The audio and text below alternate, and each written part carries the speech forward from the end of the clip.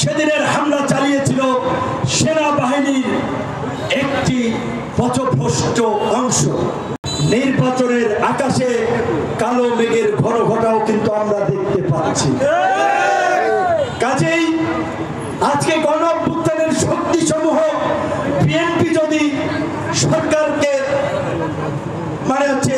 দুর্বল করে, জামাত যদি সরকারকে দুর্বল করে, আমরা যদি সবাই মিলে সরকারের একেবারে নগ্ন সমালোচনা না করে সরকারকে নাস্তানাবুদ করি, তাহলে সামনে কিন্তু শরীর দশা সবার জন্যই অপেক্ষা করবে। তো কাজেই স্থান কাল পাত্র ভেদে আমাদের ভূমিকা নেওয়া প্রয়োজন, প্রেক্ষাপট বিবেচনা করে আমাদের কথা বলা প্রয়োজন। এখন কিভাবে একটি আবার সুষ্ঠু নিরপেক্ষ নির্বাচন করা যায়, কিভাবে জনগণের ভোটের মাধ্যমে জনপ্রতিনিধি নির্বাচনের একটা ব্যবস্থা করা যায়, আমাদের সকল রাজনৈতিক দলকে সেই দিকে মনোযোগ দেওয়া উচিত। আজকে যদি কথার বাহাসে টেলিভিশন, পত্র পত্রিকা, নিউজের হেডলাইনের জন্য শুধুমাত্র কথার বাকযুদ্ধ চালায়, সেই পরিস্থিতি কিন্তু কারোর জন্য ভালো কিছু বয়ে আনবে না। কিছুদিন আগে আপনারা দেখেছেন আমাদের উপর একটি হামলা হয়েছিল। এই হামলা একটি টেস্ট কেস ছিল। যারা হামলা চালিয়েছিল তারা ক্ষমতা দখলের জন্য হামলা চালিয়েছিল, দেশে একটা নৈরাজ্য তৈরি করার জন্য হামলা চালিয়েছিল। কিন্তু তারা যখন দেখেছে হামলা চালানোর পরে সমস্ত রাজনৈতিক দল এক বিন্দুতে এসে দাঁড়িয়েছে, হামলার বিচারের দাবিতে একই সুরে কথা বলেছে, তখন তারা পেছনে সরে গিয়েছে, কারণ তাদের এটা ব্যাকফায়ার করেছে। অথবা তারা হামলা করে দেখতে চেয়েছিল রাজনৈতিক দলগুলোর মধ্যে ঐক্য আছে কিনা।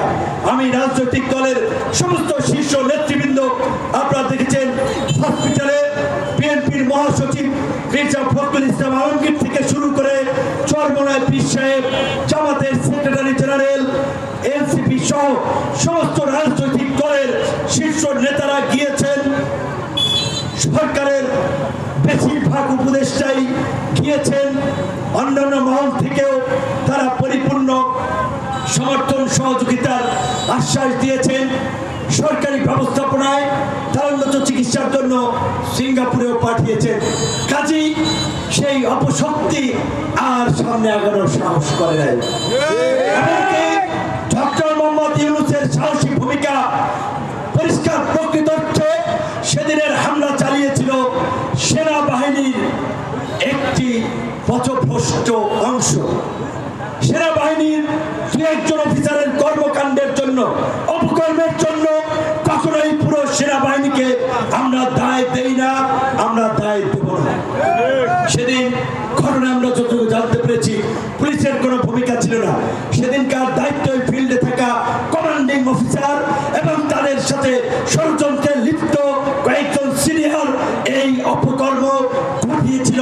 কিন্তু ডক্টর মোহাম্মদ ইউনূস এবং অন্তর্বর্তীকালীন সরকার এই ঘটনায় জড়িতদেরকে বিচারের আওতায় আনার জন্য একটি বিচার বিভাগীয় তদন্ত কমিশন করেছে।